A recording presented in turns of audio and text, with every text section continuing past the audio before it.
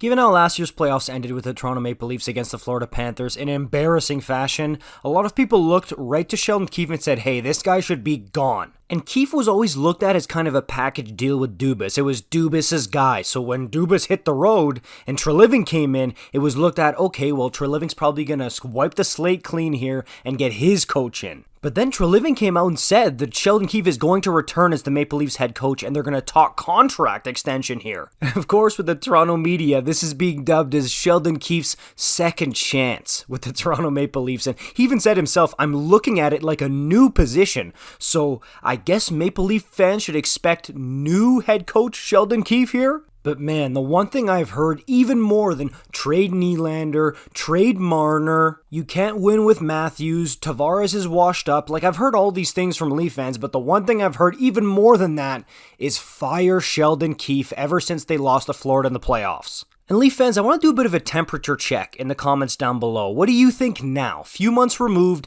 the emotions aren't fresh anymore losing to Florida. Do you still want Sheldon Keefe out as head coach, or are you prepared and comfortable letting him go forward with this team? And of course, Leaf fans are always going to be divided on decisions, but the vibe I'm getting is that fans are disappointed that Treliving is keeping Keefe on a short leash instead of going out and getting his coach. And Keefe's short leash is so widely known that when Guy Boucher and Mike Van Ryn were hired as assistant coaches, not new head coach, assistant coaches, a lot of people in the replies were talking about, oh, okay, so Boucher is going to be the interim head coach in the middle of the season when Keefe gets fired. Now, is that actually going to happen? Probably not, but it tells you what kind of job security Sheldon Keefe is probably looking at for this season. And there was even some pretty heavy rumors linking Keefe to the Rangers earlier this offseason. So, again, not exactly, oh, I'm going to be in Toronto for years to come. And look, I know that Keefe has made some glaring mistakes and some horrendous decisions as Maple Leafs head coach, but I still think he's a good coach. I still think he can get the job done, and I think fans should be decently comfortable with him behind the bench. He knows what he's doing.